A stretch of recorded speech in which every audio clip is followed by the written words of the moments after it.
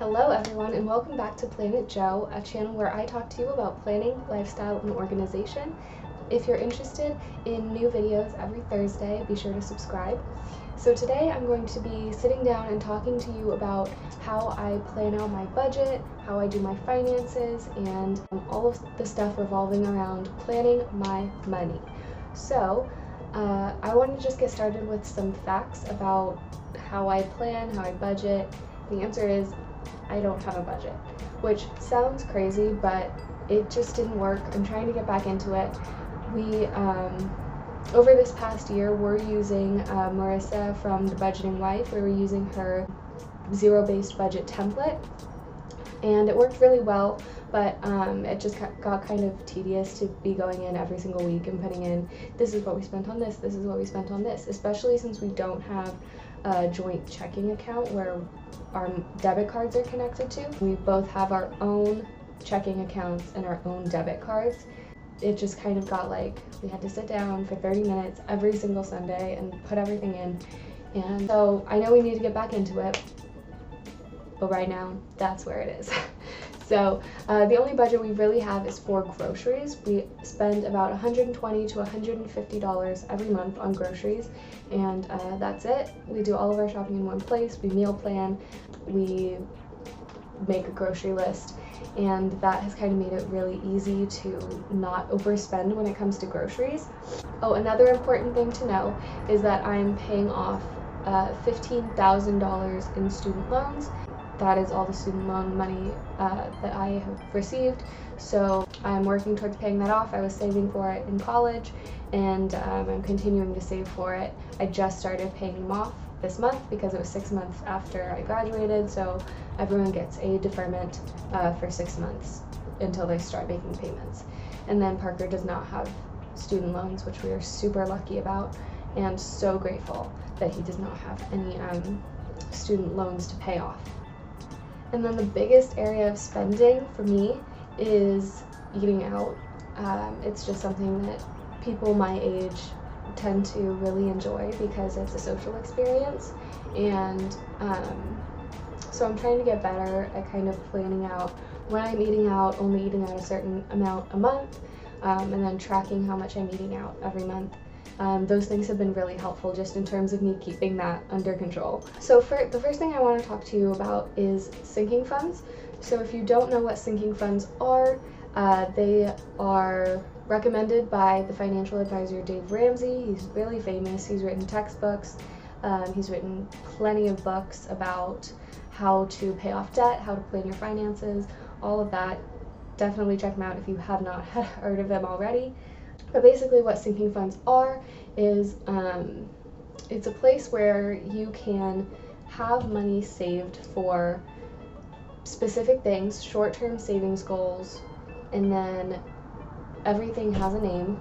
So for example, in this account we have a sinking fund for household items. So the amount that we have designated for household items is $100, and then if we take some money out for like paper towels, toilet paper, say we take out like $20, then I can work to pay that back, but I always have that money set aside for household items.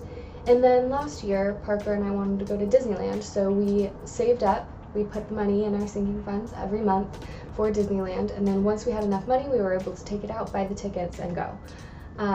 So it's not recommended for long-term savings goals because you're not accruing any interest. You know, if we had this money sitting there for years, we would want it to be growing, but this is more like a couple of months savings. And then things that you're buying regularly that you don't want to be like, I don't have any money to buy this. So we have like haircuts, household items, cat insurance, vet funds for the cat, that sort of thing. So I highly recommend doing that if you're working towards building your savings, just because you always want to have money for those necessary items and then a place to put money for short-term savings. So I'd also recommend having this in a separate bank account, a separate checking account. So we have a shared checking account that has no debit card attached to it. So we're not even tempted to spend any of this money on anything else. And The second thing I want to talk to you about is savings goals. So Parker and I each have savings accounts. In Parker's savings account, he has our emergency fund, which is at about $1,000, and we've had the emergency fund established for about a year and a half, and it's been super helpful because I've gotten sick a few times. Parker has had to pay for some car things, and just having that made it so easy. You know, we weren't freaking out like, where are we going to find this money, because we already had it set aside. So in college, we were pretty heavily reliant on our parents' financial aid. So now that we're kind of moving out of that season, we want to grow our emergency fund to $5,000 just to be more prepared for, you know, a car breaking down, needing to replace a tire, you know, needing to go to the doctors, that sort of thing. So that's our current savings goal, our main savings goal. And another one that we have is to open a high interest savings account. So we want to start putting away money that will grow over the course of our lives. So right now interest is super low, which is not great if you want to open a high interest savings account. So we're kind of waiting that out, and that's kind of a more long-term savings goal.